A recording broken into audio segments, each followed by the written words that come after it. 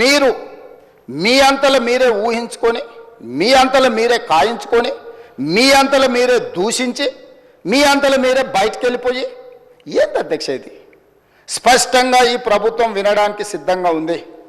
మీరు చేసే సూచనలలో ఏదైనా సహేతుకత కనిపించి నిజంగా తెలంగాణ రైతాంగానికి మేలు జరుగుతుందంటే ఈ ప్రభుత్వానికి భేషజాలు లేవు.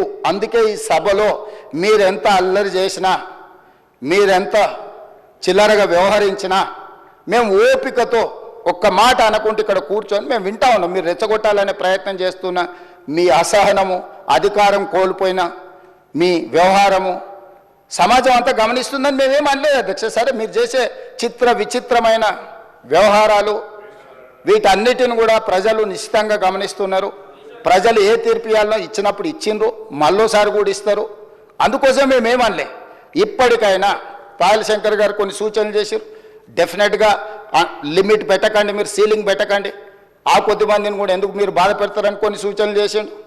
అదేవిధంగా మీరు మంచిగా వాళ్ళకు అన్ని రకాలుగా వాళ్ళకు నమ్మకం కలిగించేటట్టు కొన్ని నిర్ణయాలు తీసుకోమన్నారు.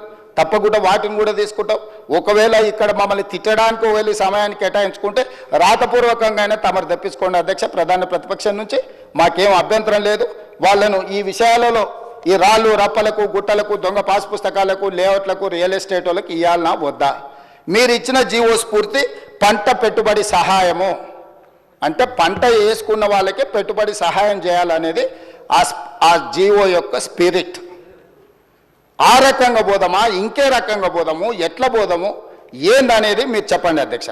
అదేవిధంగా చర్చలో లేకపోయినా వారు చాలా విషయాలు కొన్ని ప్రస్తావించండి అధ్యక్ష. రుణమాఫీకి సంబంధించి లేకపోతే అప్పులకు సంబంధించి కూడా ఒకటి రైతు భరోసా మీద విధి విధానాలు అధ్యక్ష. విధి విధానాల 1, 2, 3, 4, 5 what ever it is, me suggestions ఏంటో కాటగారికల్గా చెప్పండి. ప్రభుత్వం వింటుంది, ప్రజలకు ప్రయోజనం చేకూరితే అమలు చేస్తుంది. పాయింట్ నెంబర్ 2, మీరు రైతు ఆత్మహత్యల మీద ఇతర అంశాల మీద దీంట్లోనే మిక్స్ చేసి మీరు కొంత చెప్పే ప్రయత్నం చేసి నాకేం అభ్యంతరం లేదు. నేను పార్లమెంట్లో మొదటిసారి నేను ఎంపీ అయిపోయిన ఎంబడే అడిగిన ప్రశ్న రిలేటెడ్నే కోట్ చేసినట్టుంది అధ్యక్ష. సేమ్ అదే దాంట్లోకి వెళ్ళి నేను చెప్పదలుచుకున్న అధ్యక్ష.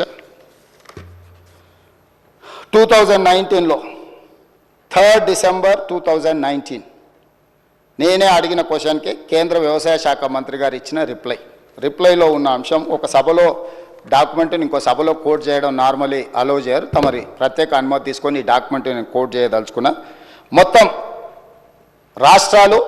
రాష్ట్రాలతో పాటు యూనియన్ టెరిటరీస్ వీటన్నిటిని 36 ప్రాంతాలలో రైతులకు సంబంధించిన ఆత్మహత్యల మీద 2019లో నేను ప్రశ్న అడిగితే కేంద్ర ప్రభుత్వం ఇచ్చిన జవాబు 2014, 2015, 2016 ఈ 3 సంవత్సరాలే NRCB national crime record bureau NCRB నమోదు చేసిన లెక్కల్ని పార్లమెంట్లో సమాధానం ఇవ్వడం జరిగింది అధ్యక్ష. ఇందులో రైతుల ఆత్మహత్యలు తగ్గినాయనో మేమేదో అద్భుతాలు సృష్టించినామనో నోరు తెరిస్తే అబద్ధాలు చెప్పే అలవాటు ఉండి అబద్ధాల సంఘానికి అధ్యక్షులు రాలేదు, ఉపాధ్యక్షుడు వచ్చి వర్కింగ్ ప్రెసిడెంట్ వచ్చి మళ్ళీ అదే అబద్ధాలు చెప్తున్నాడు అధ్యక్ష.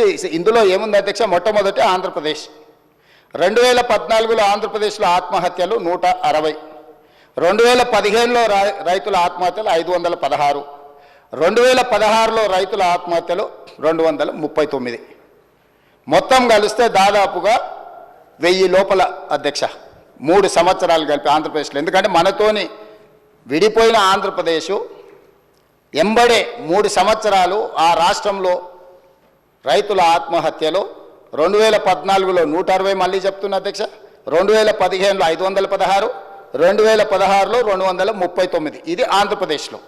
అదేవిధంగా సీరియల్ నెంబర్ 15లో మహారాష్ట్ర ఉంది అధ్యక్ష.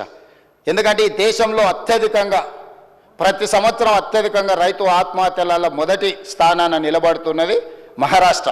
మహారాష్ట్రలో 2014లో 2568, 2015లో 3030, 2016లో 2550. దేశంలో ప్రథమ స్థానంలో మహారాష్ట్ర ఉంది అధ్యక్ష. ఇక ఘనత వహించిన 80,000 పుస్తకాలు చదివిన అపర మేధావి గారి నాయకత్వంలో తెలంగాణ రాష్ట్రం సాధించిన ఘనత ఎంత అంటే 2వ స్థానం అధ్యక్ష.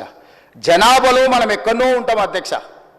మనకంటే 5 అంతల జనాభా ఎక్కువ ఉన్న ఉత్తరప్రదేశ్ లాంటి వాటికంటే తెలంగాణ రాష్ట్రంలో